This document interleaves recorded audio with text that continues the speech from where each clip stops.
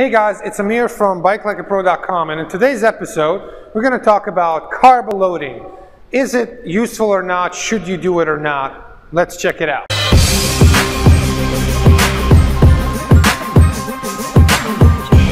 Okay guys, so chances are that if you have ever raced or if you've ever done some kind of high intensity, competitive, group ride or any kind of other cycling event, chances are that you have either heard about or maybe did some kind of carbo-loading or followed some kind of carbo-loading protocol. So I just wanted to share a few ideas and kind of my personal experiences with carbo-loading. So I've personally done all kinds of races, from short sprint triathlons to Olympic to Ironmans to mountain biking races that go from 2 hours, hour and a half, all the way to 100 miles and 12 hours and more. So I've basically had a chance to test all of these ideas and kind of recommendations for carbo-loading. So basically, if you're not familiar with it, the concept is, or the theory at least is,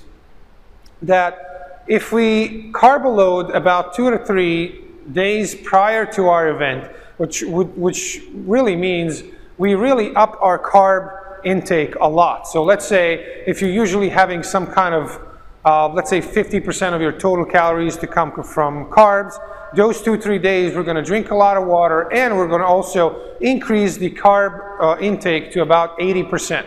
So that basically means we're going to carb up, and also as we drink a lot of water, because 1 gram of carbs will tie 4 grams of water to it, we're going to also be bloated a little bit. But the theory again says, since you're racing, you're going to need all of that extra energy and extra hydration because it's going to help you. Of course, the side effect of that is you're just going to weigh more, which is kind of also going to make you slower. So those things kind of go, contradict each other, but still. So that's the concept. Now, let's kind of approach this from a physiological standpoint and just think logically what this could mean. So basically, as you probably know, when you eat some kind of carbs, especially if they're lower GI or kind of more complex carbs, then those will be transformed into and stored in our body in a form called glycogen. So basically, glycogen is a storage form of carbs in the human body.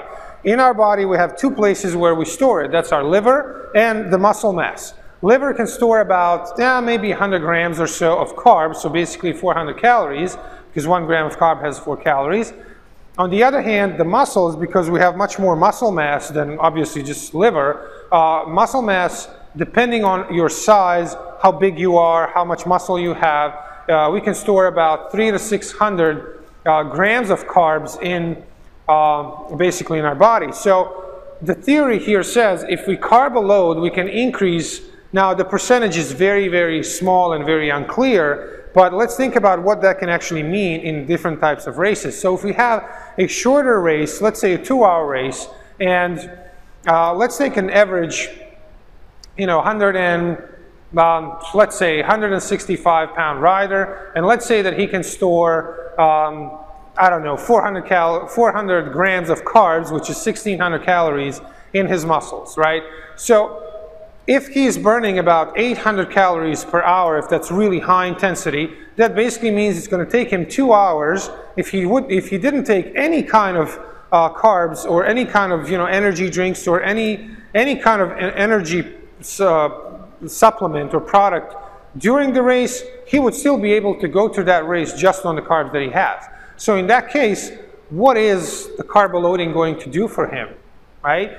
Now, of course, if he's smart, he's going to have some kind of energy drink or some kind of sports drink that has some carbs in it, because that's going to delay the muscle fatigue, it's going to delay muscle failure, and it's actually going to improve his performance. That has been tested and proven, absolutely. So I highly suggest that you do use some kind of sports drink or some kind of carb containing drink during your races. So I would say for the shorter races, especially something, let's say the crit race or something that's crit road race or up to 2 hours mountain bike race, Now, I wouldn't suggest against it, but I would just say from a logical standpoint, you just think about what are the benefits when you think about that, you know, upping your carbs that much can actually have a very negative effect on your digestive system. You can have all kinds of digestive problems, and also it's going to make you bloated because it's going to stick to all the water. It's going to retain the water, so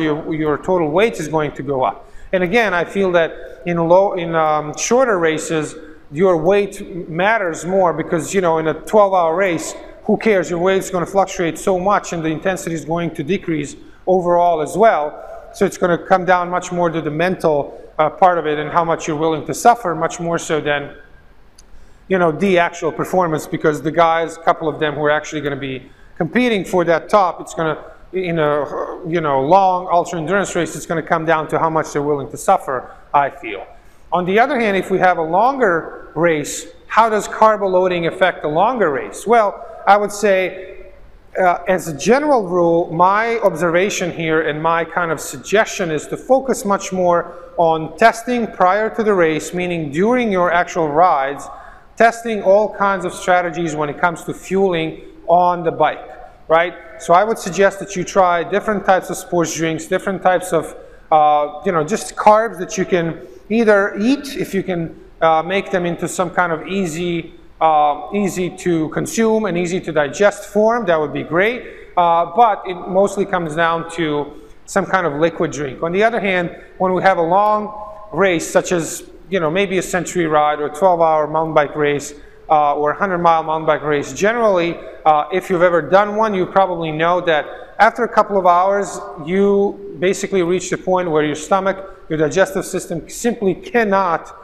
have any more liquid stuff. We just get sick of it, and even if we just think about some kind of gel or, you know, even sports drinks, we kind of get like, you know, I feel like vomiting just thinking about that. So that's another reason why I highly, highly suggest to focus on testing and making sure that you are coming to the race prepared with tested and proven methods of fueling yourself during the race. That's my suggestion, to focus much more on that than carbo loading. So I personally, after all the years that I've raced and tried, you know, pretty much anything and everything, I pretty much don't do carbo loading. Basically, just the day before, or let's say 2 days before, instead of, you know, maybe once a day, I will have rice twice a day, and that probably really isn't considered carbo loading. I would just say, you know, I have that, and kind of just more probably for the mental part, much more so than that's actually going to help me in my performance. So